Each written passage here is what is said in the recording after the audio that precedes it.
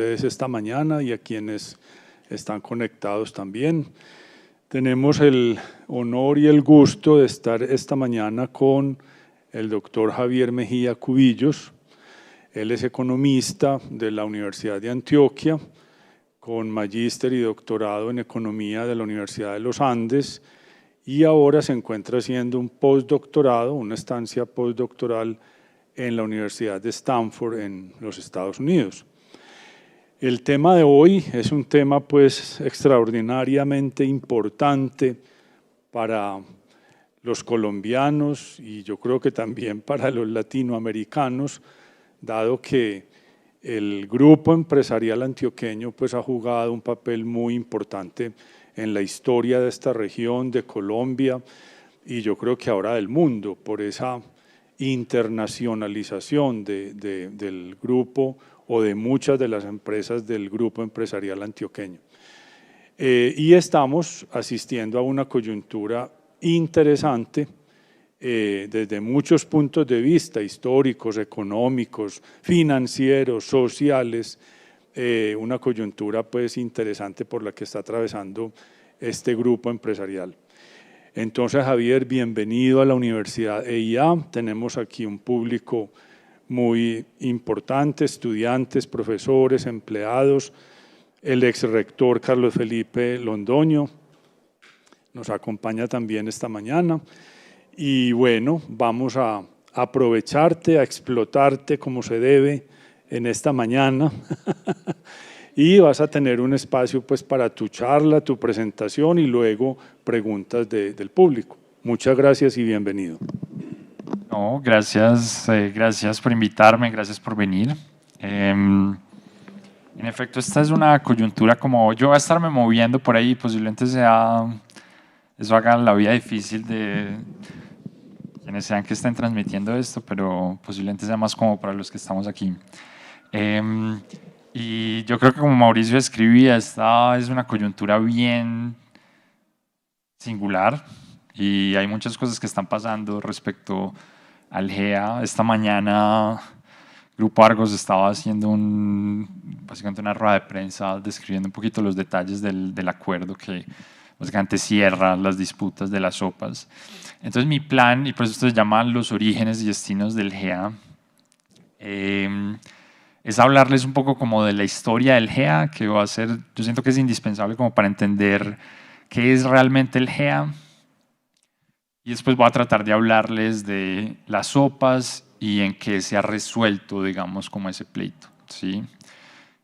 Y entonces espero callarme pronto para que tengamos como tiempo de hablar y discutir y especular. Mucho de esto, mucho de lo que está pasando en la parte reciente de estos acuerdos son cosas que pues son bastante herméticas y no sabemos como los detalles y vamos a estar como especulando. Pero entonces déjenme empezar hablándoles de qué es o qué era, y eso creo que es una de las cosas interesantes de esta coyuntura, y es como la pregunta de qué tanto va a seguir existiendo el GEA, pero por lo pronto como esta noción de cuando uno habla del GEA, que se supone que era esa cosa. Y lo primero que uno posiblemente va como identificar es que el GEA no existe como una figura jurídica, si se quiere, como una entidad corporativa como tal. Eso a diferencia de otros conglomerados grandes en el país como el Grupo Aval o la Organización Ardila Lule o Valorem, que es básicamente el grupo empresarial de la familia Santo Domingo. No existe una cosa como el GEA en sentido estricto, ¿no? Normalmente cuando uno habla del GEA lo que está hablando es de la propiedad cruzada entre Grupo Argos, Grupo Sura y Nutresa, ¿sí? Estoy cambiando, pero esto es, digamos, antes de las tomas hostiles, ¿no? Y en ese momento lo que uno tenía era que cada uno de estos grupos tenía una participación grande, 12, 30, 9% entre ellas, ¿sí? Esa figura es algo, no es completamente atípica en el mundo, pero es algo extraña, ¿no? Entonces, sobre todo en el mundo anglosajón, no es muy común porque entonces no, digamos, estas organizaciones no hacen parte de un gran conglomerado que las determine como subsidiarias y haya como un claro orden de como de mando si se quiere.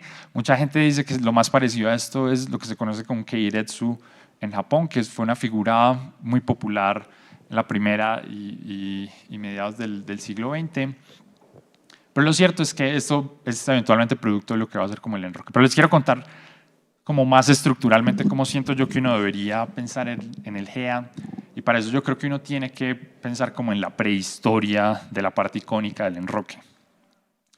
Y esa es como la consolidación del empresariado antioqueño. Y esto es algo que yo he estudiado por muchos años y entonces me siento como cómodo hablando de esto. Y lo primero que uno debe como identificar es el surgimiento de una comunidad bien identificada que surge luego de la colonia, ¿sí? Entonces, durante todo el periodo colonial, uno lo que tenía en todas las Américas era la presencia de españoles o unos nuevos criollos que controlaban la inmensa mayoría como oportunidades económicas. En Antioquia hay un relevo en esa clase social y surge una comunidad de locales, de antioqueños, que empiezan a ser muy exitosos económicamente. Aquí les traje una cita de un historiador, un colombianista, lo que los gringos les gusta llamar como colombianista, básicamente un gringo que estudia toda su vida Colombia. Frank Safford, él se murió hace poco, el año pasado. Y él decía esto de Medellín, de la Medellín del siglo XIX. Él decía, Medellín estaba dominada por un grupo burgués bastante poderoso, un grupo de grandes capitalistas que ninguna otra capital de provincia tenía. En Medellín la industria y el capital lograron dominar el frenesí político. Eso como una descripción de cómo la élite antioqueña era distinta de la élite de la costa, de la élite de Bogotá, de la élite de Popayán, donde lo que habían eran personas más bien conectadas a estas largas tradiciones de influencia política colonial y donde más que los ideales de negocios, los como referentes de prestigio aristocrático eran dominantes. Él decía, eso es algo distinto. En Antioquia hay otra clase de gente que es la que domina la sociedad. Y esa comunidad entonces es una comunidad que uno puede identificar bastante bien. Es una comunidad muy cohesionada, con una identidad muy bien definida. Entonces, parte de lo que yo he hecho en mis estudios es estudiar esa élite. Y esta es básicamente la red de esa élite. Cada uno de esos punticos es una persona. Y esas marañas ahí, como esas conexiones, son lazos entre esas personas, matrimonios, alianzas empresariales, alianzas políticas, amistades, etc. Entonces, lo que uno tiene es un grupo de gente con una identidad en común bien específica, diferente a la de otras partes del país. Entonces, elementos como los valores familiares, los símbolos católicos, esta suerte de lo que uno puede llamar como un ethos productivista, donde la riqueza material es algo valioso, eso identificaba y distinguía esta comunidad de otra gente, ¿sí? Entonces, por ejemplo, esto lo identificaba gente que venía viajando por las Américas, y este es uno de los viajeros de esa época, en los 80s del siglo XIX, Safric, era un francés, decía, es cierto que tienen poco de qué hablar en un pueblo, y esto haciendo referencia a Medellín, donde no hay bailes, ni conciertos, ni teatros, ni crónica, donde la vida de hoy es la misma de hace un año. Y aquí lo que describía de nuevo era como una sociedad donde básicamente los negocios eran la cosa a la que se estaba pensando y haciendo todo el tiempo, y no había como esta otra diversidad asociada a lo que es tradicionalmente los hábitos de estas élites como aristocráticas. Y entonces esto se fue reproduciendo a través de prácticas endogámicas, ¿no? De gente casándose entre estas mismas familias y demás. Esto se reproduce en el surgimiento entonces de las empresas que van a surgir en esta época. Entonces, lo que uno va a tener es que esta comunidad, que no empiecen a identificar que uno no está hablando aquí, esto va a ser importante, de una familia, de un puñado de familias. Uno lo que tiene es una gran cantidad de familias y pues muchas de ellas interconectadas entre sí. Y esto se va a reflejar en el tipo de empresas que van a surgir. Esta es una subred de lo que sería como la red empresarial, basada en una casa que es la casa de los Vázquez Correas, ¿sí? Esto ya es comienzos del siglo XX. Y uno lo que empieza a tener aquí, y esto es de nuevo solo unos cuantos, solo una de las empresas familiares que empieza a hacer negocios con otras, y uno tiene aquí una sociedad pecuaria, aquí una compañía de cervezas, aquí un hotel, y cada uno de estos otros punticos son otras familias, otras personas. Entonces empieza a surgir un tejido empresarial que empieza a aprovecharse de la figura que surge, que es la sociedad anónima que le permite a muchas personas hacer parte de la propiedad de una compañía. Y entonces eso es un elemento que empieza a distinguir el tejido empresarial antioqueño del tejido empresarial en otras partes como el Valle o como la costa, donde surgen fundamentalmente empresas familiares, ¿no? Entonces desde muy temprano, y esto de nuevo es mucho antes del enroque, uno lo que tiene son ya corporaciones basadas en conexiones interfamiliares. Y eso nuevo eso pudo ser posible gracias a que empezaron a surgir instituciones como la Bolsa de Valores de Medellín. Y eso permitió que entonces la propiedad de estas empresas se fuera incluso ampliando de la élite a una clase media alta que veía valioso tener activos en estas empresas exitosas, ¿no? ¿Qué empieza a pasar y aquí cómo empieza a conectarse esto como con el hito fundacional del GEA? Y es que hacia los 60s, esta comunidad de empresarios que se había desarrollado de forma muy aislada del resto del país empieza a atraer la atención de otros empresarios de Colombia, ¿no? Y hay como 3 grandes figuras aquí, pero uno puede pensar en algunas más: Ardila Lule, Santo Domingo, Miquelsen Uribe, que empiezan a sentir que hay valor en muchas de estas empresas y pues que vale la pena intentar adquirir algunas de ellas. Ahí surge toda como una primera generación de tomas hostiles, si se quieren. Algunas de ellas exitosas, otras no tanto. Quizá la que sonó las alarmas de todo el mundo fue la adquisición de la toma de Coltejer por parte de Ardila Lule. Una de las cosas que él hizo fue sacar a muchas de estas personas. Entonces, una de las cosas que empezaba a pasar es que estas corporaciones tenían sus juntas directivas y muchas, voy a cerrar aquí. Y entonces las personas en las juntas directivas eran todos estos miembros de estas familias, ¿no? Entonces, una de las primeras cosas que empezaron a hacer en estas tomas hostiles fue reemplazar a estas personas, y es en este momento en el que esta comunidad, que es de nuevo una comunidad relativamente amplia, empieza a sentirse atacada y a decir, bueno, básicamente se están llevando nuestras empresas. Ahí es donde surge como el evento icónico del origen del GEA, y es lo que suele llamarse el enroque paisa. Hay un hecho específico, y esto de nuevo es parte como de una reflexión como más amplia de la comunidad que dice, oiga, tenemos que pensar en cómo proteger nuestras empresas de estos extranjeros. Pues esto ya dice mucho de nuestra identidad, ¿no? Que estos extranjeros para la gente de Bogotá o de la costa, que viene a quedarse con nuestras empresas. El evento icónico es la permuta que se hace con Jaime Gilinski por unas acciones que él había comprado de la Nacional de Chocolates. Esto es a comienzos de los 80s. Entonces hay literalmente una serie de reuniones entre las cabezas de estas empresas, y aquí hay nombres que pueden ser como familiares para ustedes. Entonces, por ejemplo, Adolfo Arango de Semargos, Jorge Molina, que está en Suramericana, Samuel Muñoz en la Nacional de Chocolates, Fabio Rico en Colcafé.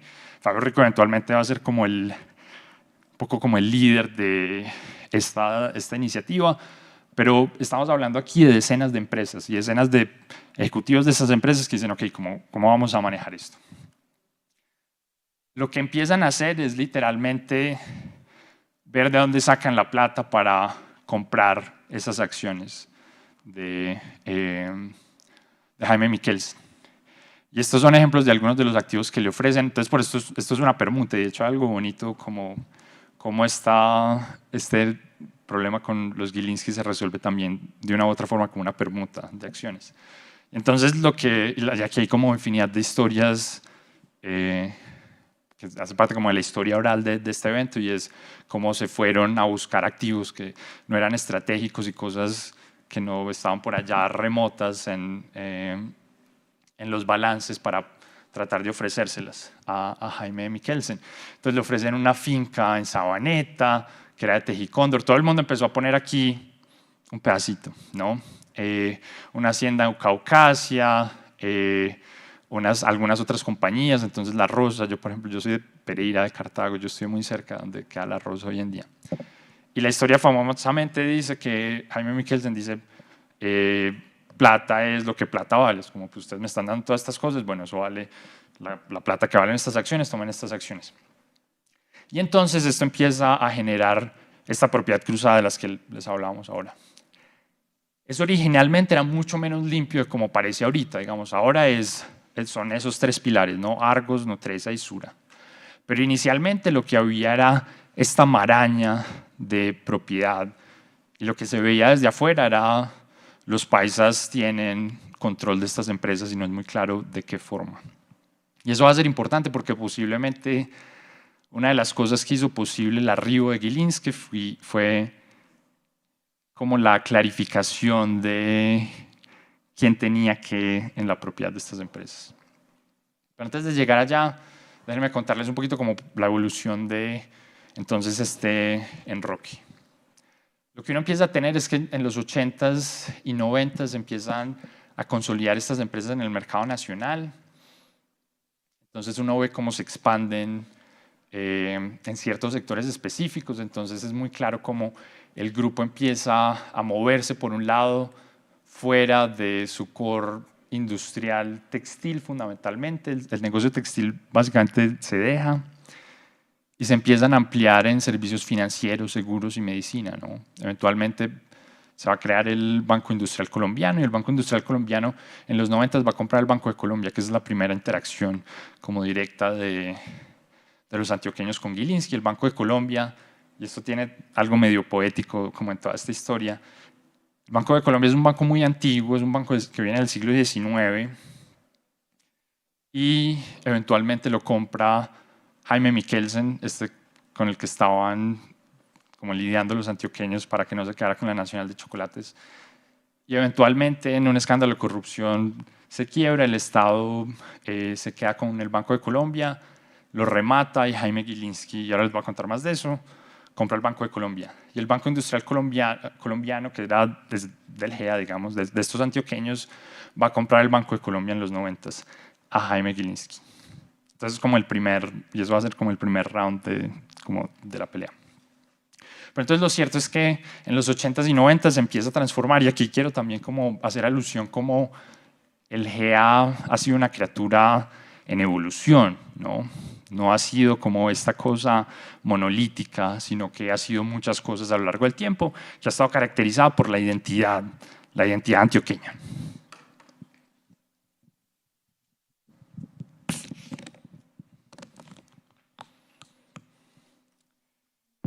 Entonces, hay otros sectores que se consolidan, por ejemplo, los alimentos y la industria ligera. La Nacional de Chocolates empieza a expandirse en cosas diferentes a las galletas y los dulces y empieza a comprar empresas de cárnicos, de pastas, etc. Sí. En los 2000 lo que empieza a pasar es que, y esto va a ser bien importante, hay una renovación de los cuadros directivos. Esto está algo desactualizado ya, pero aquí uno puede ver como las grandes figuras hoy en día y como la generación que siguió a esta primera generación del enroque, ¿no? Entonces aquí Nicanor y Adolfo y Fabio Rico eventualmente van a ser reemplazados por unas personas que crecieron con ellos, ¿no? Entonces José Alberto Vélez, por ejemplo, está ahí, gente que conocía muy de cerca y que creció desde las bases de estas organizaciones y que posiblemente conocía todavía muy bien como las intenciones y los orígenes como el enroque. Pero esa generación fue siendo reemplazada por una nueva generación y ahí va a haber una brecha generacional, ¿no? Entonces, los que son hoy los jefes de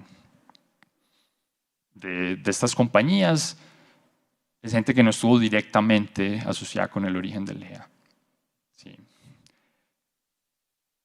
Hay un elemento como importante también aquí, es la expansión, sobre todo como latina de estas compañías. Entonces en los 90 se abre la economía colombiana y estas compañías empiezan a darse cuenta que ya tienen acaparado el mercado local y no pueden expandirse más sin tener como posiciones dominantes que pues empiecen a reñir con pues como toda nuestra regulación antimonopolio y empiezan a expandirse en Latinoamérica. Argos es un poquito más ambicioso y se expande como profundamente en Estados Unidos, pero entonces ya empieza a tener unas compañías que son básicamente multinacionales, que empiezan a seguir códigos para insertarse en los mercados internacionales, y parte de eso motiva la reestructuración de propiedad, ¿no? Entonces esta maraña de no es muy claro quién es el dueño de qué empieza a resolverse en parte por estas motivaciones de consolidarse como unos jugadores internacionales que siguen como las reglas de los mercados internacionales.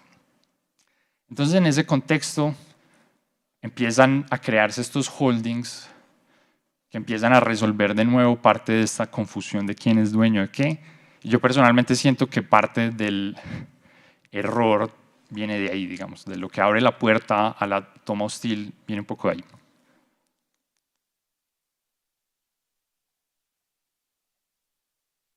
Y entonces, si uno se sienta a pensar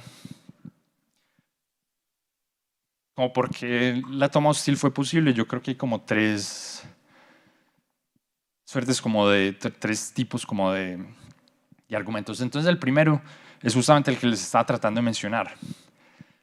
Una de las razones por las cuales nadie había intentado después de esas tomas de los 60s hacer algo parecido después del enroque es que no era muy claro quién era el dueño de qué y qué espacio había para controlar qué participaciones de las distintas empresas. De nuevo, porque uno lo que tenía era decenas de empresas con participaciones en las otras.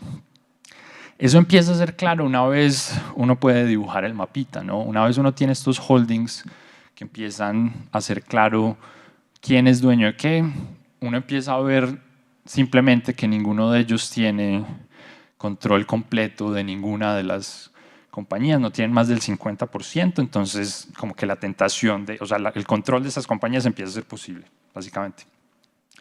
Y además empieza a ser claro que no hace falta una inversión muy grande, ¿no?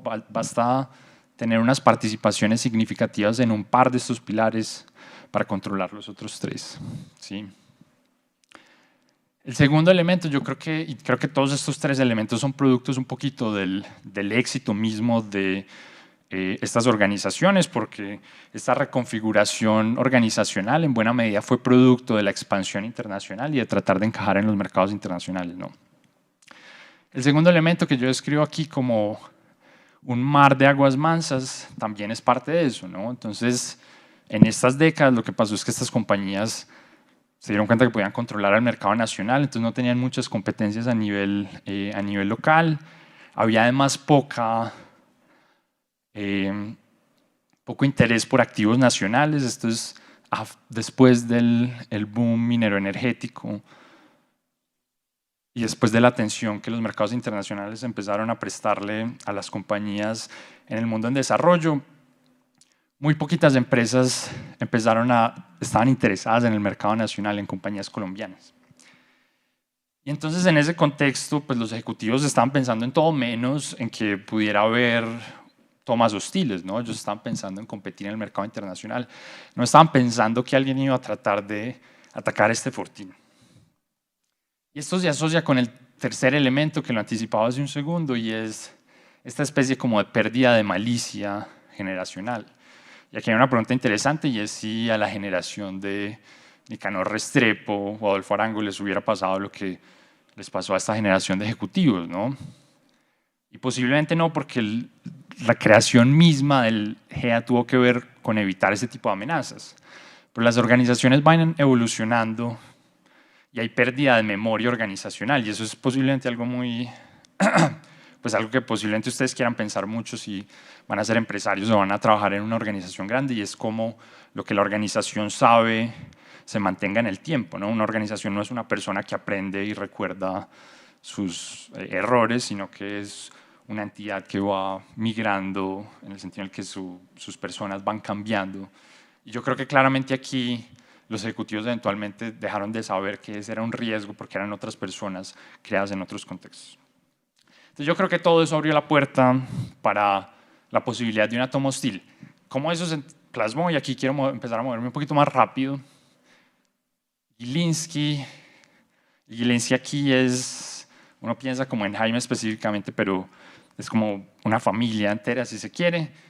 Básicamente identificó eso como el potencial de que se podía controlar tres grandes holdings sin necesidad de hacer una inversión masiva en cada uno de ellos, sino estratégicamente en unos cuantos de sus pilares. ¿Cuál es la historia de los Gilinski? Los Gilinski llegan de Lituania y el que llega de Lituania es el abuelo de Jaime.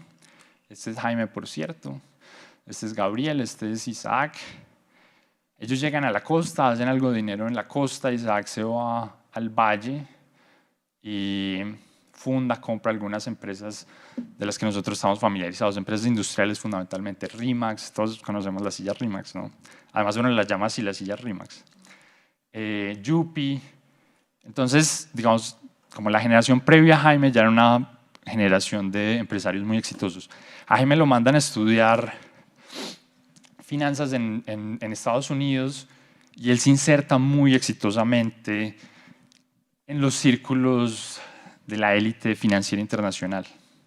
Se casa además muy bien, digamos, con una mujer panameña de muy buena familia y regresa a Colombia a hacer adquisiciones en muy buena medida, apalancado con sus conexiones de afuera. Entonces, por ejemplo, el Banco de Colombia lo compra muy joven, en sus 30s, fundamentalmente con plata de Wall Street. Hay muchos socios ahí, pero posiblemente el más famoso es George Soros, ¿no? Entonces, él se entera de que... Y entonces la figura aquí, noten cómo es muy parecida al negocio que se está haciendo o que se hizo con Nutresa, ¿no? Y es... Él, con su conocimiento del contexto local, lo que hace es recoger capitales de aliados afuera y con eso compra activos valiosos en Colombia, ¿sí? A partir de eso, como les dije, eventualmente Jaime vende el Banco de Colombia al BIC, eso se enreda un montón y termina en un pleito muy, muy largo, pero él empieza a expandirse fundamentalmente en el sector financiero. Entonces funda el GNB Sudameris, ellos empiezan a comprar activos de distintos bancos, sobre todo en Latinoamérica. Lulo Bank es parte de eso, que es un banco, digamos, digital, Servibanca. Y entonces la mayor parte de su experiencia está en el sistema bancario y en el negocio financiero. Hay algunas otras grandes iniciativas, una de ellas es un desarrollo inmobiliario muy, muy, muy grande en Panamá,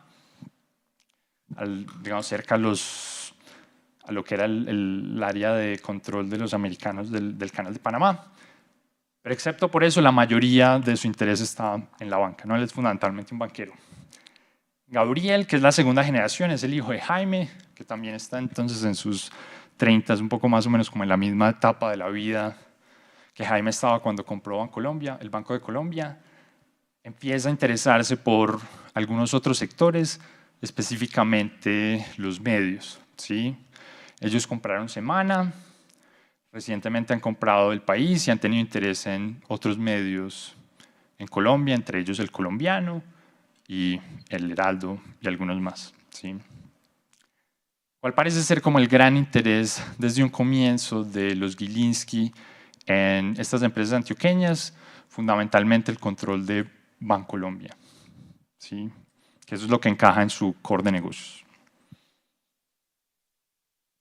Ahora, los Gilinski no llegaron solos, los Gilinski son los que han dado la pelea y han puesto la cara, pero todo parece indicar que la plata fundamentalmente viene de los emiratíes. Hay tres grandes figuras detrás de esto, que seguramente son fundamentalmente la misma persona detrás. Pero la primera figura es una compañía que se llama el Royal Group. Es una compañía privada. Todas las compañías aquí son privadas, pero me refiero a que no está listada en un mercado público, ¿no? Entonces no sabemos mucho de ella. O sea, como que si uno no tiene una empresa y no está listada en bolsa, pues es difícil, pues uno no tiene la obligación de hablarle a nadie de lo que hace. Entonces no sabemos mucho. Lo que sabemos es que tiene inversiones en muchos sectores, tiene inversiones en medios, en comercio, en finca raíz, en construcción, en robótica. Sabemos que han desarrollado una isla que se llama el RIM. Yo conozco esto bien, yo viví varios años en Abu Dhabi y esta isla, que se ve aquí, es el RIM. La inmensa mayoría de expats viven en el RIM. Pues como muchos de mis amigos viven en el RIM, pues yo he estado 1000 veces en mi vida en el RIM. Y para que tengan como una sensación como del orden de magnitudes aquí, este desarrollo está estimado en algo así como $60 billones. Eso es en sí mismo más que el valor de todos los activos de todo el GEA juntos. ¿Sí? Esto tiene 1000 cosas, ¿no? Tiene edificios residenciales, tiene hoteles, tiene supermercados, etc. Pero además sabemos, y esto por comunicados de prensa, de nuevo, esta es una empresa que no necesita reportarle nada a nadie, pero a veces genera como algo de información sobre la que uno puede saber cosas. Tiene intereses en el mundo en desarrollo. Sabemos que han hecho inversiones en la India, por ejemplo, en Pakistán, en Bangladesh. Lo último que sabemos de ellos es que han decidido virar algo de sus inversiones del mundo en desarrollo a Estados Unidos y a Europa. Entonces, el año pasado hablaron con Bloomberg y dijeron como que estamos pensando en hacer unas inversiones de algo así como $10 billones en Estados Unidos y en Europa, ¿sí? Como rebalanceando su portafolio en ese sentido. Ese es el primer grupo. El segundo es algo que se llama el International Holding Company. Esta sí es una empresa listada en bolsa, está listada en la bolsa de Abu Dhabi. Y es una empresa que ha crecido un montón, les voy a decir, algo así como 10 veces en revenue, pero también en activos es algo parecido. Es decir, es una empresa que está duplicando su tamaño cada año, si se quiere. Y es una empresa eso, con activos cercanos a $62 billones. De nuevo, esto es más que todo el GEA junto. Yo creo, no tengo, les quiero mostrar este gráfico. Este gráfico es del International Holding Company y esto les habla de las fuentes de ingresos. Y quiero que noten cómo está súper diversificado. Buena parte está en servicios financieros y en alimentos. ¿Sí? Y esto va a ser importante cuando hablemos de Nutresa. El tercer elemento de cómo esta sociedad con los emiratíes es el First Abu Dhabi Bank. Esta también es una compañía pública. Es un banco bastante grande, los activos son algo así como $300 billones, y es algo así como el tercer banco más grande del Medio Oriente y el Norte de África. Bastante más grande que un banco como Colombia, por ejemplo, si quiere, pues, en muchos órdenes de magnitud. Hay un elemento en común de estos tres grupos y es que el chairman de todos ellos es el Sheikh Tahnoun, que es uno de...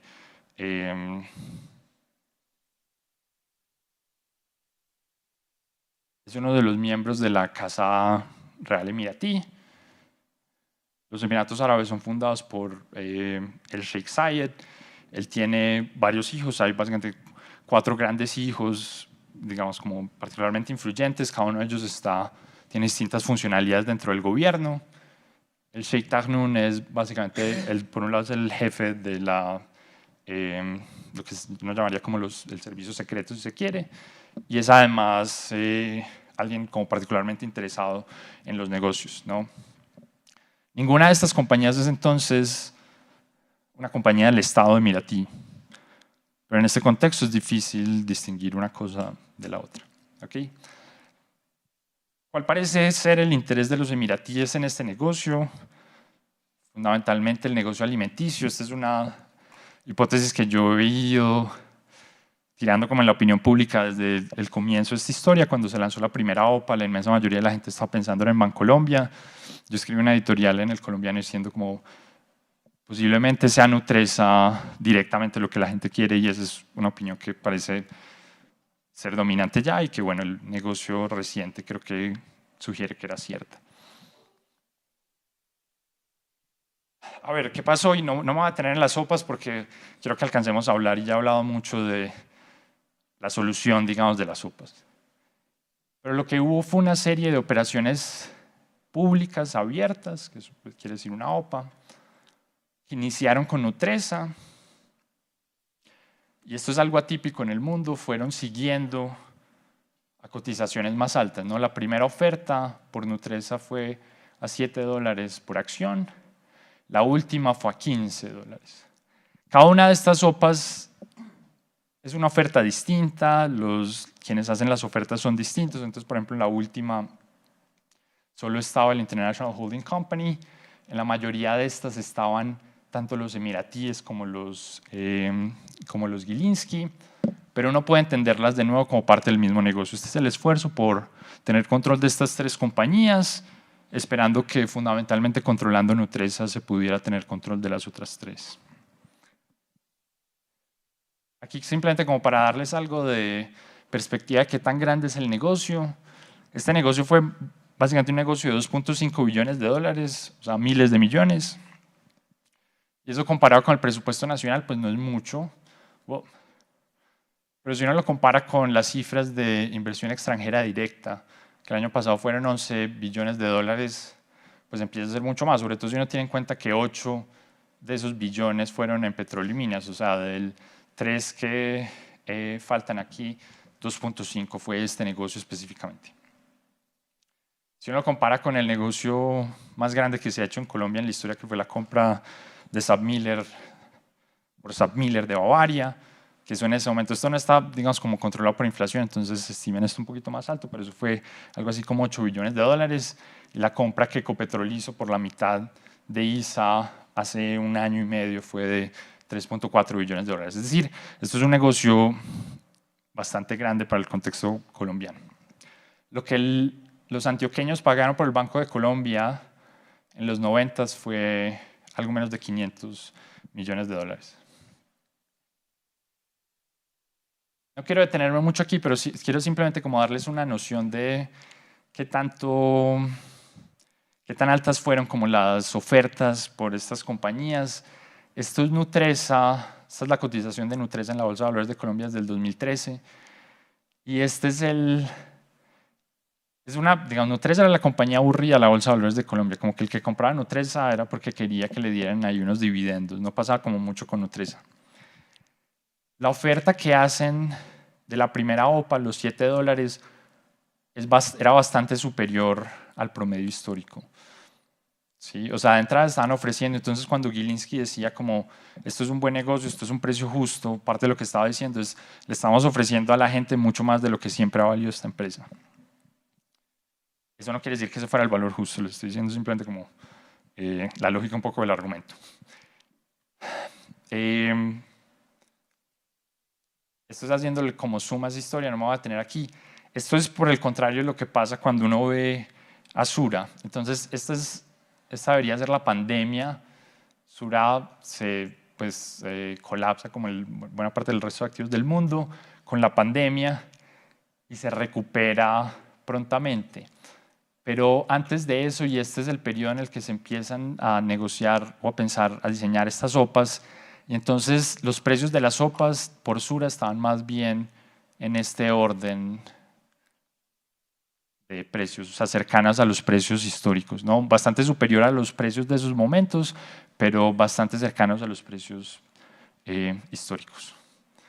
Entonces, hay muchas más formas de comparar esto. Si uno ve los precio-valores en libros, yo creo que el mensaje general aquí es más o menos simple y es, por Nutresa, sobre todo al final, uno empieza a ver ofertas que son, al parecer, altas comparadas con sus valores históricos y sobre todo con compañías similares. Entonces, cuando uno compara eso con compañías como Nestlé o Bimbo, lo que uno puede ver es que las últimas sopas, esas que se ofrecían $15 por acción, sí parecían ofrecer bastante más de lo que una compañía similar de alimentos podría valer.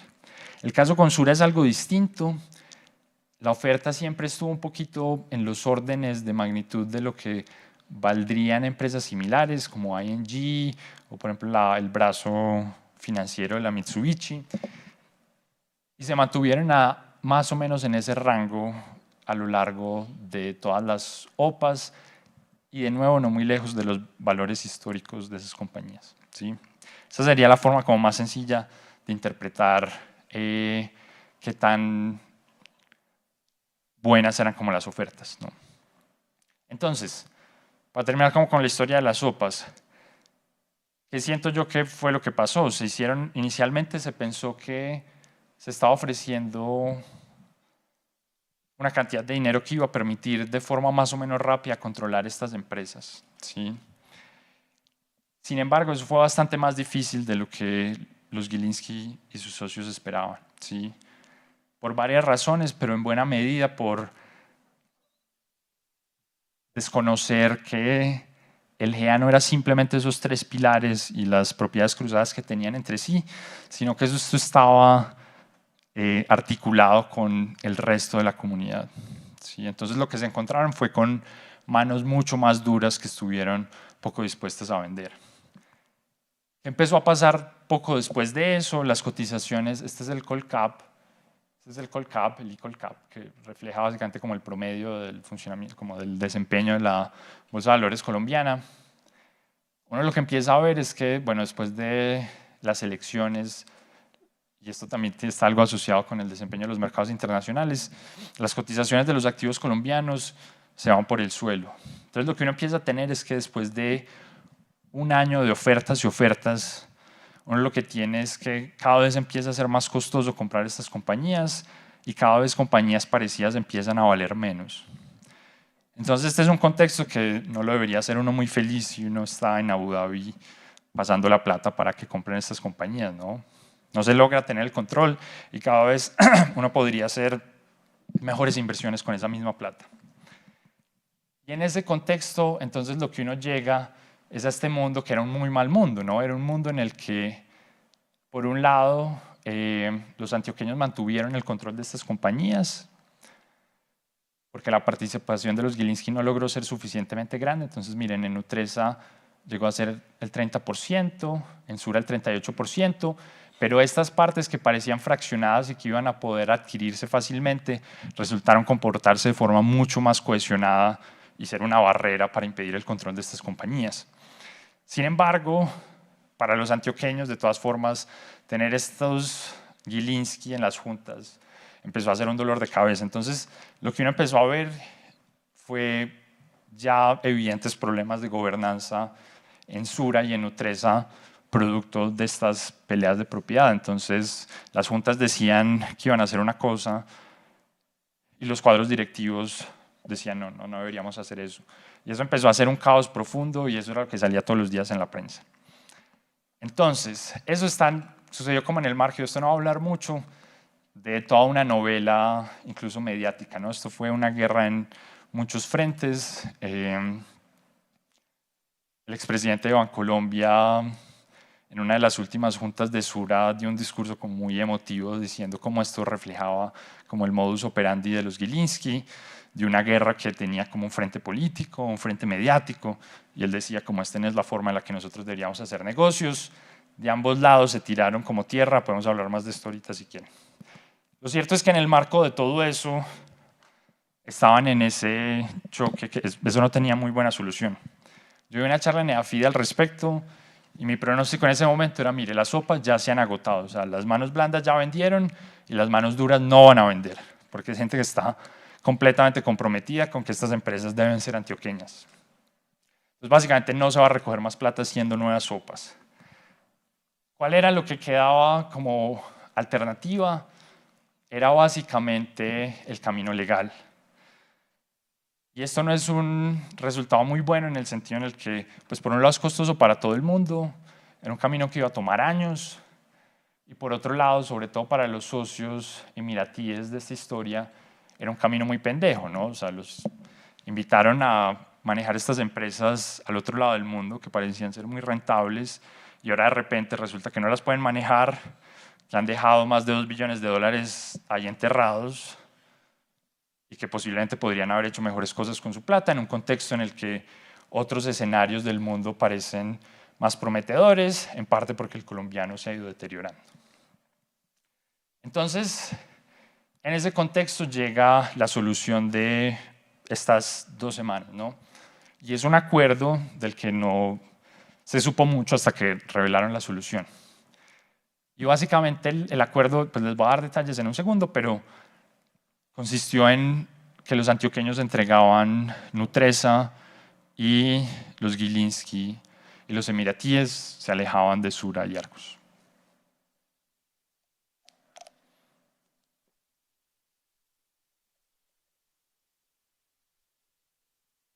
Entonces, ¿en qué consiste el negocio? Eso, los Gilinski emiratíes tienen una salida de Sura, porque ese es el otro problema, es decir, una vez uno tiene el 38% de una empresa con un socio maluco que claramente no quiere que hayan otros extraños dentro de su negocio, ¿uno a quién le vende eso? ¿No?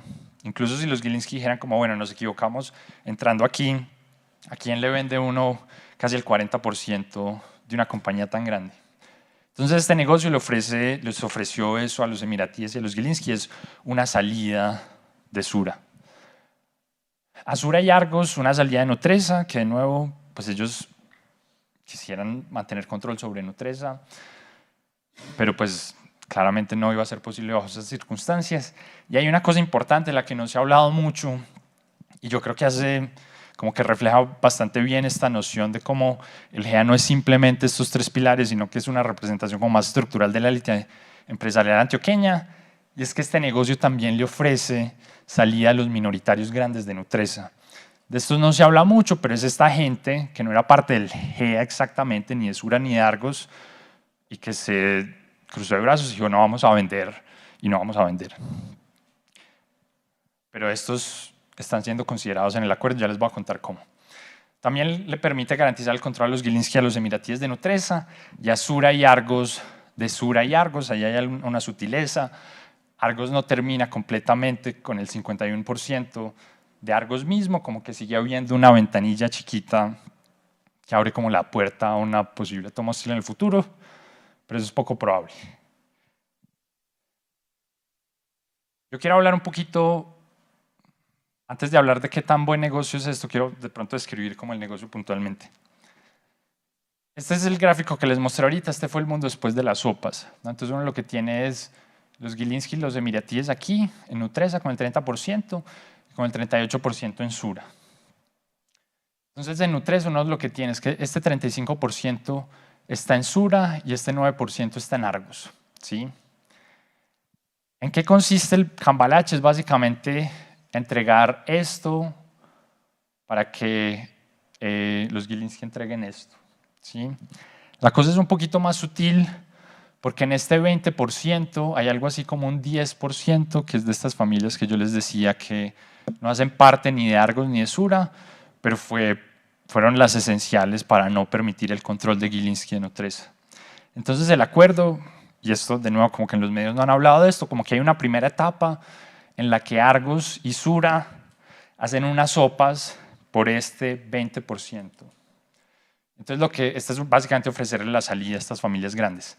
Lo hacen no solo por el 10%, porque tienen que ofrecer la igualdad de oportunidades como a todas las minoristas, sino esto es como un rollo y parte de lo que me han contado de las negociaciones era como que parte de las cosas difíciles fue justamente esto. Entonces, ¿en qué consiste el negocio? OPA y Sura, y de nuevo, esto dice mucho cómo el GEA no es simplemente Argos, Nutresa y Sura, sino que es la élite empresarial antioqueña, y tal como esas familias se aliaron para no venderle a los Gilinski, en este momento cuando se trata de salir del pleito, ellos son considerados dentro de la historia. Entonces, Argos y Sura hacen una OPA por toda esta parte. Si esta parte es mayor al 10 punto algo por ciento, que es básicamente lo de estas familias, y están entonces ya los chiquiticos son el resto, los Gilinski, los emiratíes reembolsan al GEA por eso, ¿sí? Y esa es la forma de básicamente permitirles a estas familias hacer parte como del acuerdo. Entonces, bajo esas circunstancias, lo que va a terminar pasando va a ser algo así, y es los Gilinski, los emiratíes van a controlar al menos esto, el 87% de Nutresa, Sura, y aquí hay, digamos, hay como una tasa de cambio como específica. Lo que va a pasar es que Sura y Argos por cada acción de Nutresa van a recibir 0.96 de Sura y 0.8 de Argos. Las de Argos van a ser reabsorbidas, las acciones de Argos que reciban de Argos van a ser reabsorbidas por Argos y sacadas de circulación, y las de Sura por Sura. Y uno lo que va a tener al final va a ser que Argos va a ser dueño de cerca del 70-80% de Sura, esto es un poco hecho a mano alzada, y Argos va a ser propiedad. Sura va a ser dueño de cerca del 45% de Argos, ¿no? Estos otros estaba bastante atomizado, y esta es la parte que les dije que abre como una pequeñísima puerta a la posibilidad de en algún momento una futura como toma hostil, que es como este 5% que no está bajo control completo de ninguno de estos dos conglomerados, ¿sí? Pero entonces, bueno, este es el negocio. Ahora, simplemente como para dar alguna noción de como el precio a pagar por esto, qué tan buen negocio es o qué sé yo, aquí les tengo como unos puntos de referencia. Entonces, los emiratíes en la última OPA estuvieron dispuestos a ofrecer $15 por cada acción de Nutresa, ¿sí? La suma de estas cosas, esto es lo que van a estar recibiendo, es decir, este es el precio al que están vendiendo, al que está vendiendo el G ahora Nutresa, ¿sí? Entonces, si uno piensa en las cotizaciones de las sopas, están recibiendo menos de los $15 que los emiratíes estaban ofreciendo. Si uno piensa en la valoración Gilinski como el último momento en el que estuvieron dispuestos a ofrecer por Nutresa, ellos alcanzaron a estar dispuestos a ofrecer $12.5, ¿sí? Y de nuevo, pensando en las cotizaciones, en las valoraciones de las sopas, eso era algo así como $10. Al precio de mercado hoy, esto es lo que vale Nutresa, cerca de 52.000 pesos. Esto es lo que valen estas fracciones en el mercado hoy. Es decir, el mercado hoy dice una acción de Sura vale 52.000 pesos y lo que van a recibir Argos y Sura por entregar esa acción es menos, es algo así como 40.000 pesos, ¿sí? Esto le dice a uno el valor de salir del pleito, ¿no? O sea, están dispuestos a dejar plata en la mesa. Ellos pudieron haber recibido estos $15 en su momento. Esto, digamos, las dos formas creo que de hablar como de esta diferencia es uno como el valor del control de estas compañías, entonces como el premium de control o el premium de evitar un pleito largo y doloroso, ¿sí? Entonces, aquí, esto como para terminar, hay como unas historias de, bueno, ¿qué va a pasar? Y yo estaba hablando con periodistas en estos días y me preguntan básicamente las mismas preguntas. Posiblemente ustedes las tienen en la cabeza. ¿Qué va a pasar con Nutresa? Yo no creo que se vaya a vender Nutresa después de esto. Yo creo que Nutresa encaja en el plan estratégico de estos conglomerados emiratíes. Encaja muy bien en lo que se ha ido consolidando, como se conoce el Giza Holding, más algunas otras compañías más que hacen parte del Royal Group que no sabemos cuáles son exactamente. Pero si uno piensa solo el Giza, que reúne las empresas de alimentos del International Holding Company, uno ve cómo va a encajar como una pieza esencial para diversificar geográficamente el negocio de alimentos, ¿no? Entonces, lo que Giza tiene hoy es fundamentalmente en África y el Medio Oriente. El Royal Group sabemos que tiene compañías de alimentos en el sur de Asia, y entonces lo que vendría a ser Nutresa sería ampliar esto, y esto es súper útil en particular en el negocio de los alimentos, sobre todo en un contexto de cambio climático, ¿no? Donde los choques climáticos afectan profundamente la oferta de alimentos, pero las afectan localmente, ¿no? Entonces, un problema climático en una parte del sur de Asia posiblemente no va a estar correlacionado con el mismo tipo de choque climático en las Américas, por ejemplo. Y es una de las cosas que hace como súper interesante Nutresa, además porque incluso en el contexto de las Américas tiene operaciones distribuidas en todo el continente, que ya de por sí diversifica eso. Esto no solo tiene que ver como con el potencial de este sector en términos financieros, sino que hay un elemento tácito del que no se habla mucho, y aquí viene como lo oscuro, bueno, oscuro posiblemente no es la palabra, como lo difícil de distinguir entre los intereses del Estado emiratí y de los negocios del Sheikh Tahnoun, y es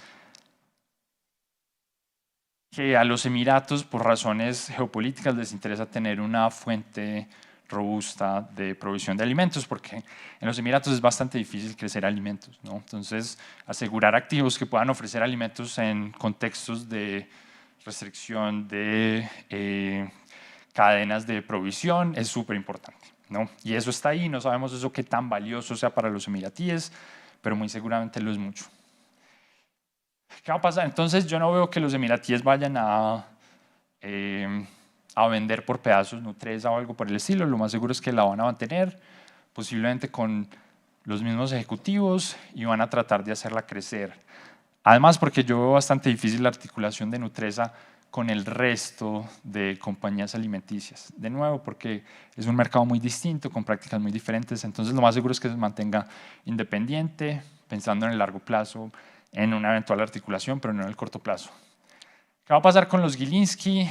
Muy segura, digamos, desde un principio yo creo que los Gilinski nunca estuvieron particularmente interesados en Nutresa, pero no creo que puedan salirse en el corto plazo porque ya ha sido claro que son esenciales para manejar el negocio local. Los emiratíes no tienen mayor conocimiento del contexto latinoamericano. Si uno piensa en la comunidad de inversiones más amplia de los Emiratos, tienen algunas experiencias recientes no muy agradables con negocios en Colombia específicamente y más ampliamente en Latinoamérica, y creo que apreciarían mucho que los Gilinski se mantuvieran por un tiempo para garantizar una transición suave, ¿sí? Posiblemente en el mediano plazo ellos decidan salir, posiblemente le vendan su participación a los emiratíes o busquen un socio extranjero. Ahora, ¿es el fin del GEA? ¿Qué va a pasar con el GEA?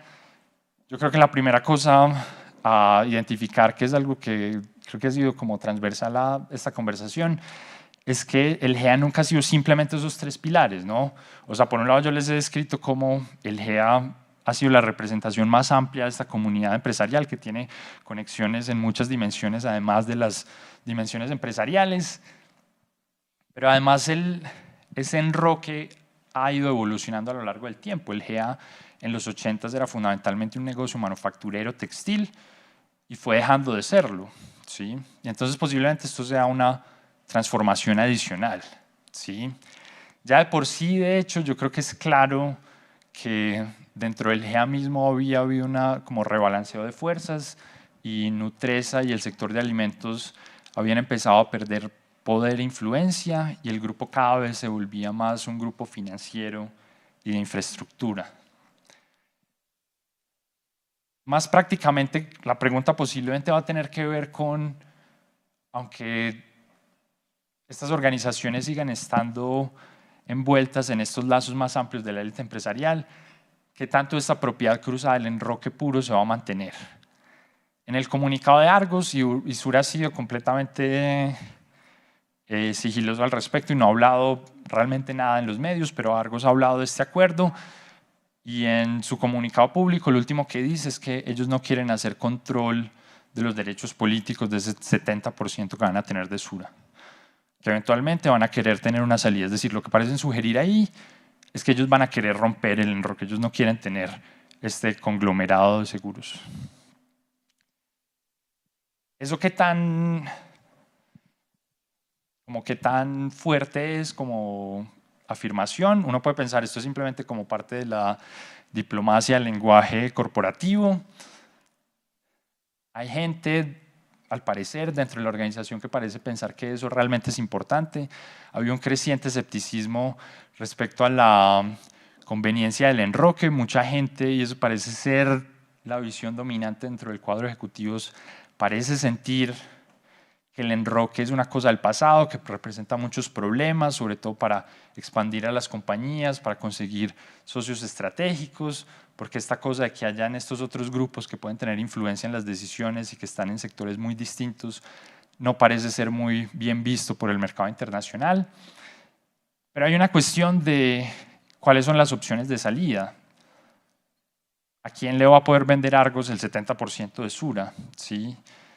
Podrían vendérselo quizá a Gilinski, pero pues ya es claro que hay razones por las cuales no quieren que él específicamente tenga control de Sura. Entonces, ¿con quién se van a sentir cómodos vendiéndole el control de Sura?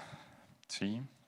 Una opción es la recompra, es esperar y que Sura haga una readquisición de ese 70%.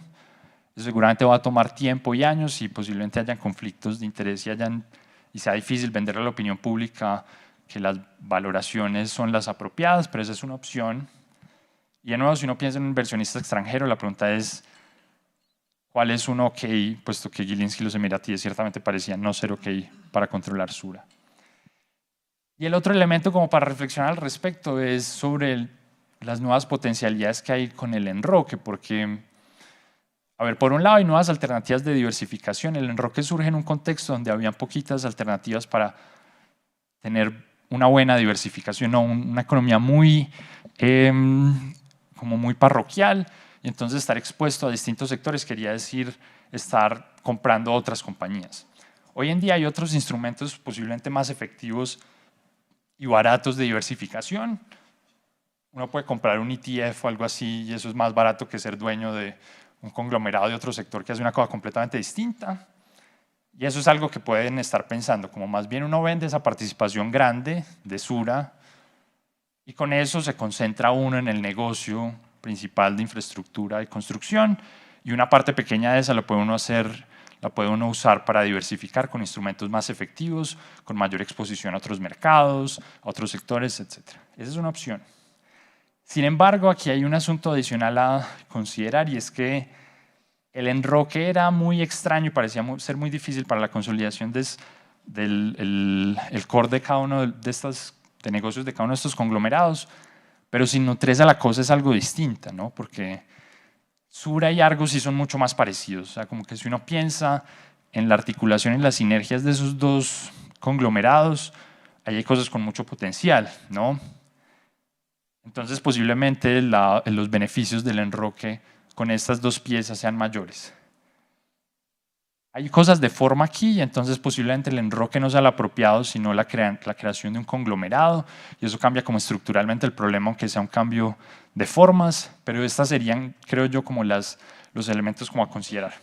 La última cosa que voy a decir, y lamento haber hablado tanto porque creo que me interesaría más oír ustedes qué piensan de esto, es simplemente pensar un poquito más allá de esta discusión del GEA, como por qué uno debería preocuparse de esto, ¿no? Esto creo que contribuye a dejar de lado un poquito nuestra visión como súper parroquial, ¿sí? Y entonces, por un lado, yo creo que hay una reflexión que tenemos que hacernos como sociedad y es qué tanto sentido tiene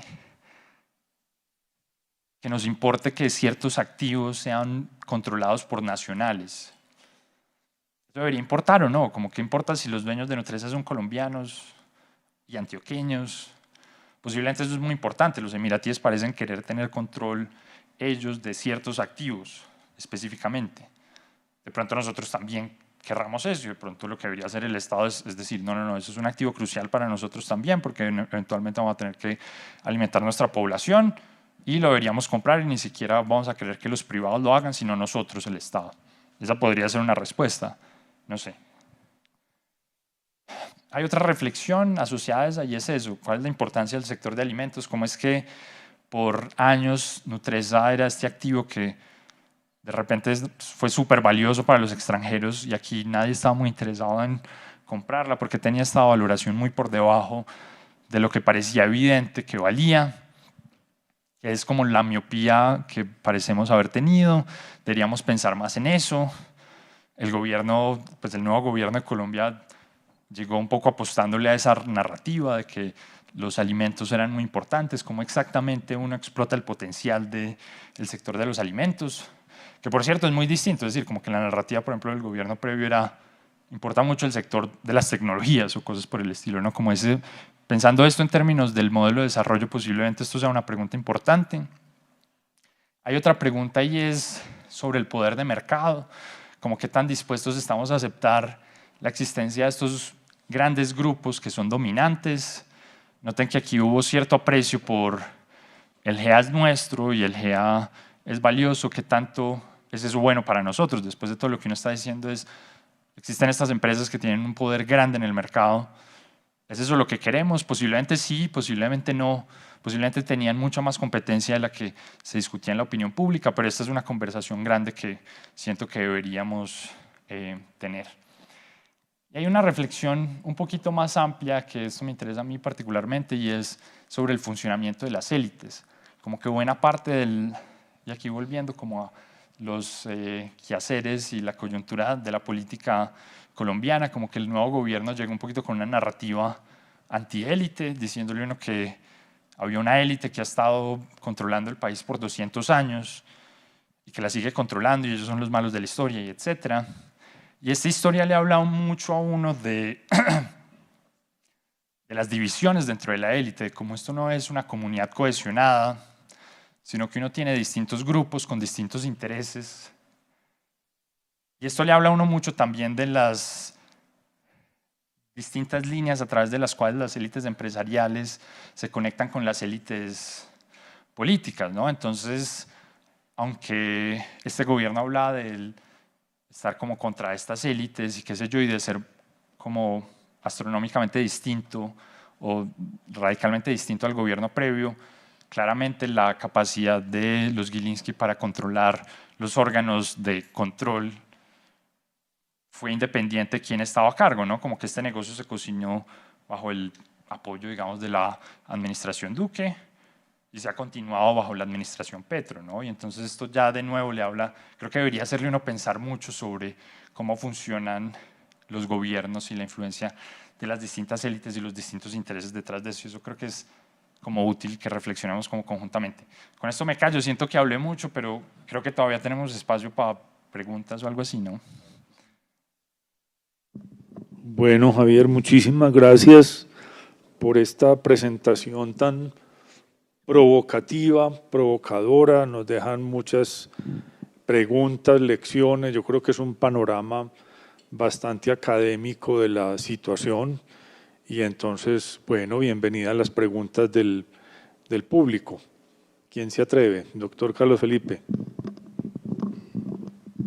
Gracias. No, en primer lugar, agradecerle al profesor Javier y desde otras ópticas, que yo creo que eso es lo valioso que hay que retomar en todo este asunto, ya que muchas veces las noticias de prensa se pegan más estrictamente del negocio, la parte financiera, a cuánto asciende, si eso es buen negocio, si no es buen negocio, bueno, y algunos aspectos, digamos, más de chisme del punto de vista de estos negocios y no del verdadero fondo que tiene esto.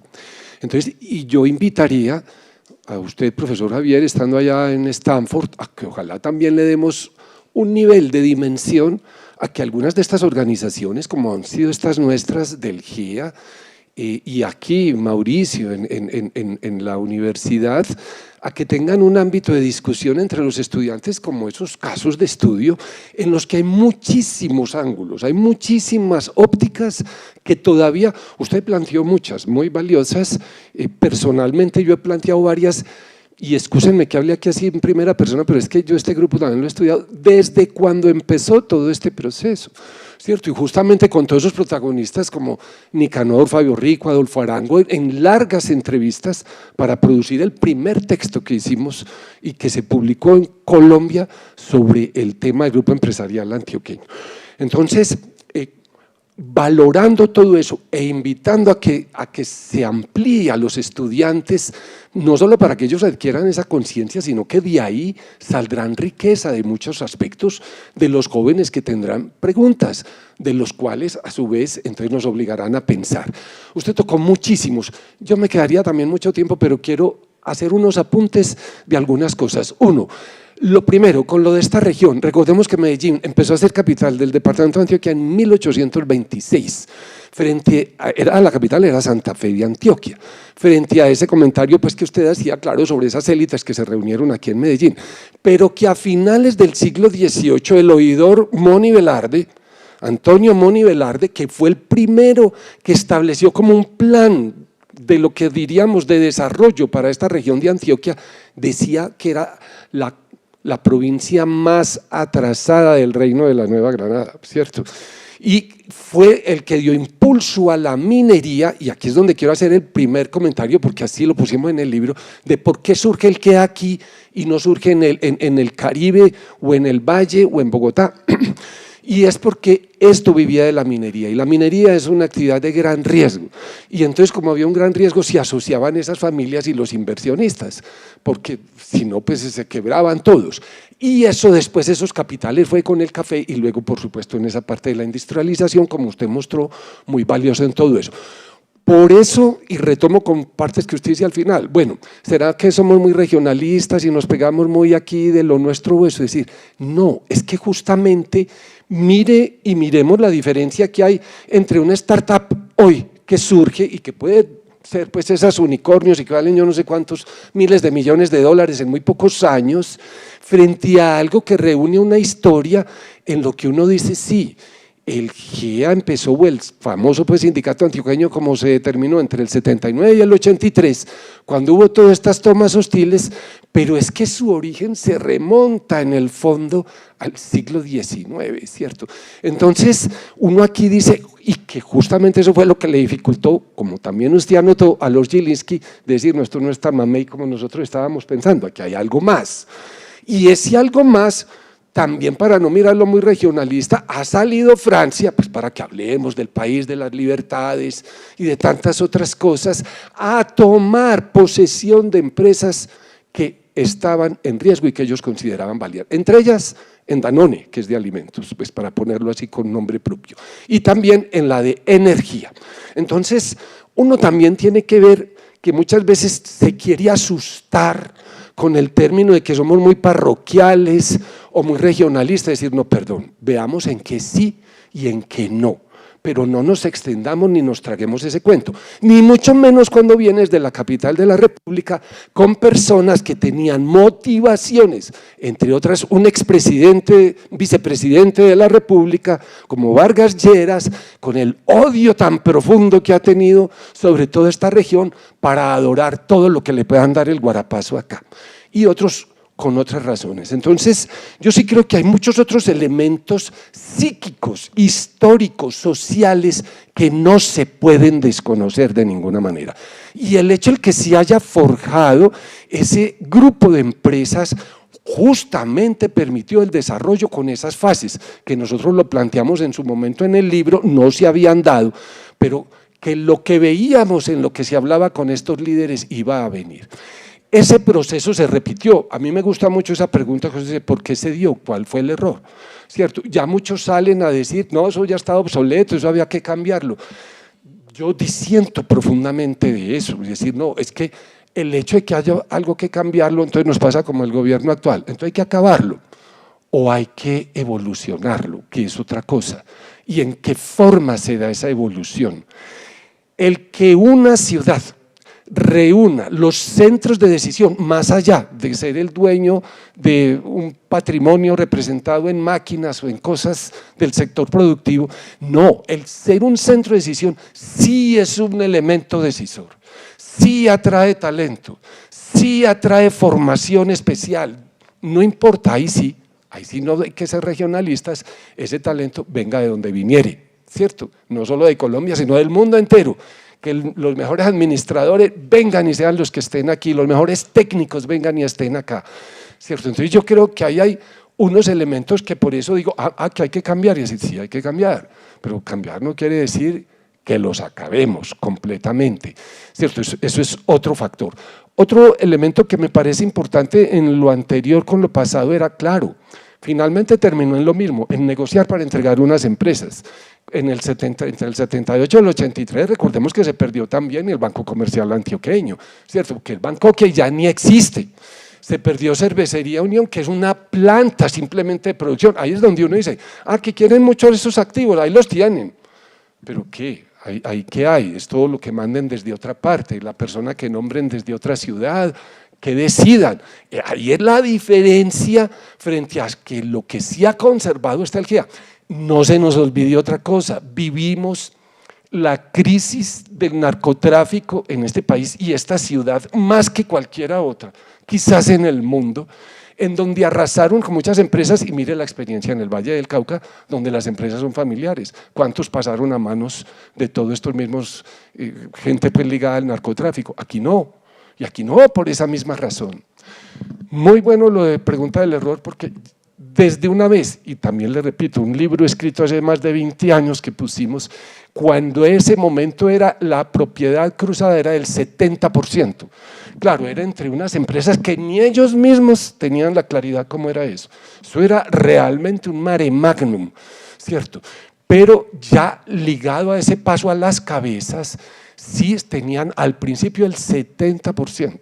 Quizás esa necesidad de capitalizar para poderse desarrollar y extenderse a otras geografías los llevó, a mi juicio, también exageradamente, a bajarse del 50, quizás por confiarse, como usted lo plantea, y pues, ¿quién va a venir aquí? ¿Quién va a tener?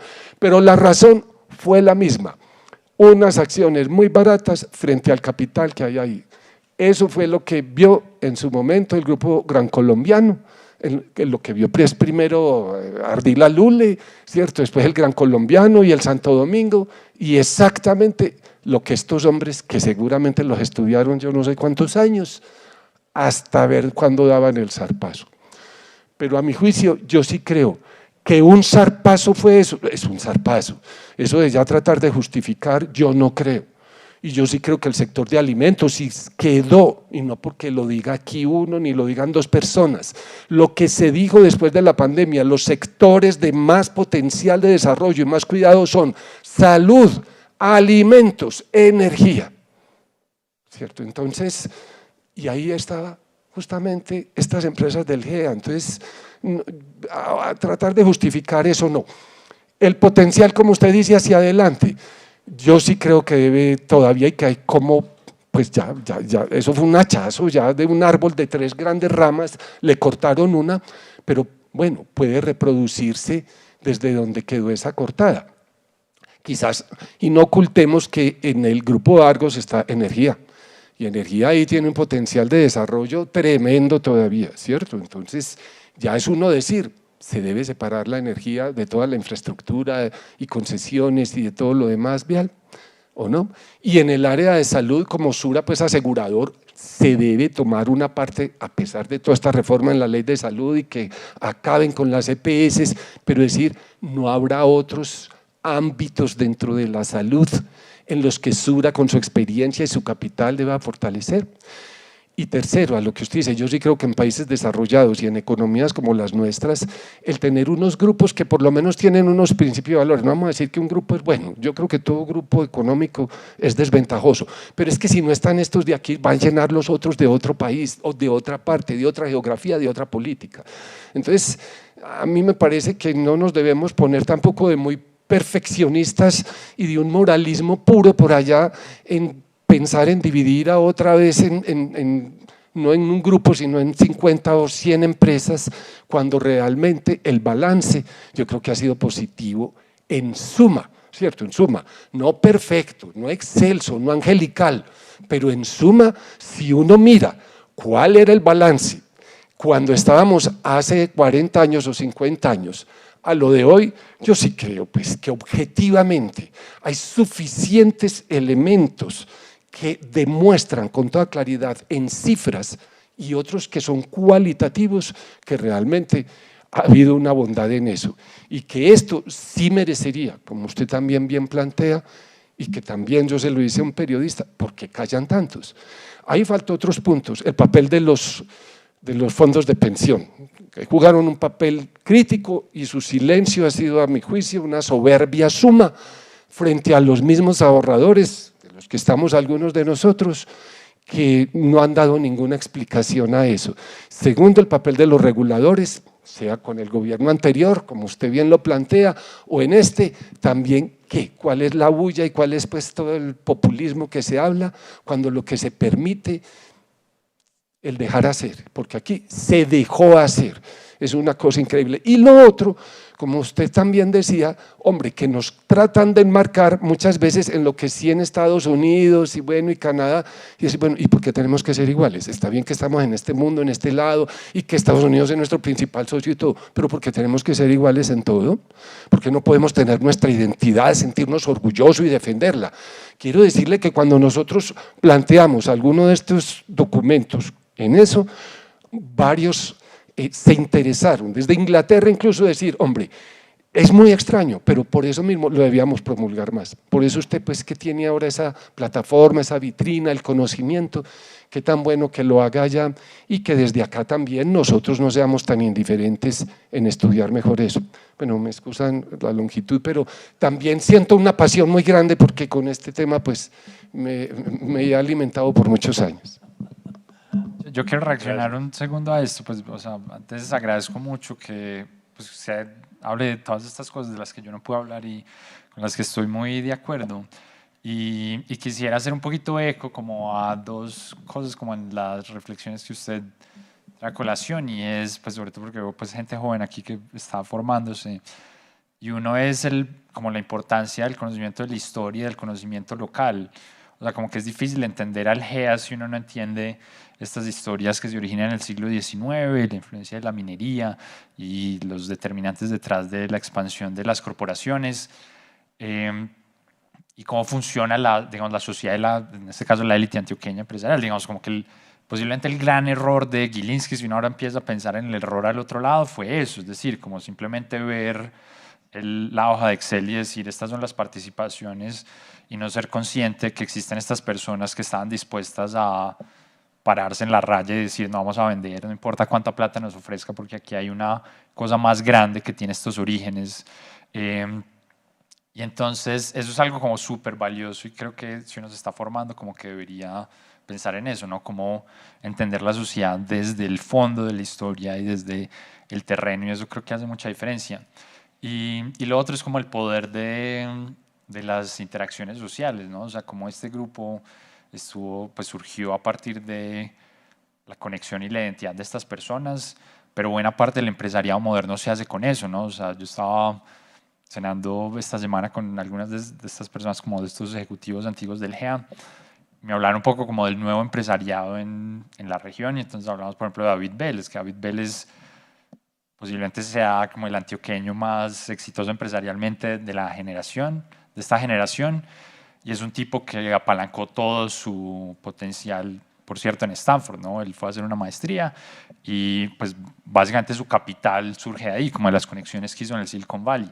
Si uno se sienta a pensar en Rappi también, o sea, son unos muchachos como con buenas ideas que logran como explotar el potencial de las relaciones sociales, y entonces eso sería también algo a lo que sobre lo que yo pensaría mucho si tuviera de nuevo 20 y tantos años y quisiera hacer algo grande como con gran impacto en mi vida, como pensar en la mucha riqueza que hay en las conexiones que uno tiene, ¿no? Y entonces de nuevo eso es algo que valdría la pena como que uno se sentara a pensar. Eso como a propósito de como la reflexión que usted hacía mención. Tiempo para un par de preguntas adicionales o comentarios del público. Jóvenes, sin vergüenza. Por allí hay una. Gracias, buenos días. Esteban Martínez, del Grupo de Diálogo sobre Minería en Colombia. Dos preguntas. La primera es de pronto muy obvia, pero pues yo no sé. Y es, cuando estaba entrando este grupo árabe, y pues digamos en bloque con los Gilinski, se hablaba de 5,4 billones de pesos y tú mencionaste 2,5 billones. Entonces quería preguntarte, digamos, si ese era el potencial y de pronto por el no éxito de los porcentajes que mostraste de las OPAs, ¿eso generó esa diferencia? ¿O fue una falta de apetito de ellos, digamos, por un lado? Y por otro lado, la otra pregunta es, ¿tú cómo ves el hecho de que este nuevo gobierno es un gobierno que promulga la soberanía alimentaria, digamos una cantidad de cosas, la reindustrialización, y uno ve el GEA y pues el GEA representa muchas de esas cosas, ¿no? O sea, Nutresa, soberanía alimentaria, podría interpretarse de esa manera, el tema de industrialización. ¿Cómo conciliar un discurso pro industrialización, pro soberanía, con un ataque, digamos, y unas decisiones que de alguna manera terminan afectando esos objetivos? ¿Y qué papel crees tú que juegan ese esquema de economías populares? Digamos, ¿cómo concebir un país industrializado basado en pequeñas unidades productivas y si eso ha tenido éxito en otros países? Qué buenas preguntas. Voy a empezar, o sea, la primera, en efecto, esos 2,5 son los recursos efectivamente usados, entonces fueron las aceptaciones básicamente de las OPAs. Yo no pensaría los 5 y tanto billones como el potencial del negocio. Es muy difícil saber, digamos, el bolsillo. Eso es muy interesante. Cuando yo trabajaba en Abu Dhabi, tuvimos una vez un invitado, pues no puedo decir mucho al respecto porque esto era una reunión privada, etcétera, pero era alguien que manejaba las finanzas del gobierno de Abu Dhabi, o estaba involucrado en eso, ¿no? Como que no debería decir mucho sobre eso, pero una de las cosas que él describía, porque habló un poco más como de la cuenta, era que nadie sabe un poco cuánta plata él hacía referencia específicamente como a los recursos de Mubadala, que es el Fondo Soberano, y él decía, posiblemente 5 personas en el mundo sepan cuánto dinero hay ahí, digamos. Nosotros básicamente nos dicen hay un déficit en el gasto del gobierno y la plata aparece, un poco como que llamamos. ¿Sí? Entonces, si todo digamos, el mundo de los negocios emiratíes es muy hermético, tremendamente hermético, entonces no sabemos, es decir, la disposición de pago y la capacidad de los emiratíes por comprar una Treza puede haber sido 5, 10, 20, 30, no sabemos, ¿no? Entonces eso por ese lado. Respecto al otro, es una pregunta muy difícil porque es decir, a ver, como que es tratar de darle como coherencia a un gobierno que parece bastante incoherente desde mi punto de vista, ¿no? Entonces, en efecto, la narrativa del gobierno actual es una que enfatiza eso, como todos estos desarrollos como autónomos, productivos, pero siento que la motivación de eso es más romántica que cualquier otra cosa, ¿sí? Yo creo que la molestia específica con el GEA, y por eso parece como no ser como muy compatible con el discurso, tiene que ver un poquito con la no alineación como ideológica, yo creo, ¿no? Yo creo que Antioquia es básicamente como el gran fortín y es un poquito relacionado a lo que ahorita se mencionaba, es como el gran fortín anti como petrismo si se quiere, y el GEA representa un poquito creo que esos intereses, y entonces si a mí me preguntan como si yo quisiera como consolidar el proyecto como petrista en el país, posiblemente me beneficiaría como de un deterioro de ese tejido empresarial, y entonces yo siento por qué podría ser razonable. Yo realmente no estoy muy seguro de qué tan activo, y posiblemente, digamos, mi sospecha es que no ha sido como particularmente activo el gobierno Petro en tratar de promover el negocio, posiblemente simplemente no ha tratado de trabarlo, pero puedo entender por qué sería como simpático alrededor, como hacia esos objetivos. Respecto a qué tanto potencial puede tener ese tipo de estrategias como de desarrollo como localizado, yo soy muy escéptico en Latinoamérica. Por supuesto hay experiencias exitosas en el mundo, pero yo siento que en Latinoamérica ese tipo de políticas ya se implementaron, de hecho siguiendo motivaciones muy parecidas, con lógicas muy similares, y no funcionaron muy bien. Entonces yo encuentro como poquitas razones para esperar que ahora sea distinto, ¿no? Y eso incluso en un contexto en el que hay como una capacidad efectiva como para que esas políticas se ejecuten, que esa es una preocupación adicional si uno piensa como en el gobierno actual, y es que simplemente parece bastante incapaz de hacer cosas, ¿cierto? Es decir, eso se puede resolver, digamos, como que las capacidades se desarrollan y demás, pero yo creo que hay razones para ser escéptico, y solo voy a agregar un elemento adicional, y es que de todas maneras ese escepticismo uno debe compensarlo con, en la economía pasan muchas más cosas paralelas a lo que el gobierno quiere hacer, ¿no? Entonces, incluso si fracasaran esos esfuerzos, si hay como suficiente como momentum del sector privado por distintas razones, uno podría tener escenarios como muy prósperos y posiblemente el gobierno después se los adjudique como esos éxitos y demás. Pero bueno, esas son como mis respuestas a esas dos preguntas. Yo quisiera preguntar algo. Claudia Jiménez, del Bancolombia solo aparece al origen o como en los antecedentes. Hoy, ¿cómo está en este tablero Bancolombia? Que se creía inicialmente que era el target de Gilinski y su gente. Sí, esa también es una muy buena pregunta. Yo creo que hay lo que entiendo es que en parte de las negociaciones, eso fue como la primera etapa, como ver, como que Gilinski en la mesa decía como esto es realmente lo que queremos. Yo personalmente creo que ellos tuvieron que dejar eso en la mesa por no deteriorar como su relación con los emiratíes. Cuando yo pienso como en la forma de como llegar a un acuerdo entregando a Bancolombia, de hecho no se me ocurre muy bien cómo eso podría ser como compatible con el resto del acuerdo. Lo que tenemos claro en este momento es que Bancolombia quedó como completamente salvado, es decir, Sura está ahora controlado completamente por antioqueños, y aunque hay como un escenario como triquiñuelo en el que uno puede pensar que Argos puede ser controlado en una toma hostil con ese 5% que todavía falta como por mayoría absoluta, eso es tremendamente difícil, digamos, como que ese 45 tanto por ciento es como una fracción que va a ser como muy grande. Y el punto es que Sura completa, controla también con algo así como el 45% completamente a Bancolombia. Entonces, en ese sentido, Bancolombia está como seguro. Y eso, y no creo que eso cambie en el futuro cercano. Como un escenario para eso es eso, como que decide hacer Argos con su participación de Sura. Esa es la parte en la que yo siento que su descripción de cómo están dispuestos a salir de esa participación de Sura es más como protocolaria que cualquier otra cosa, porque no creo que estén dispuestos a vendérselo como a cualquiera, porque está en juego como justamente Bancolombia. Entonces, eso yo creo que Bancolombia está seguro por el futuro cercano. Bueno, muy bien, muchísimas gracias a Javier por esta excelente presentación y a ustedes por su participación esta mañana.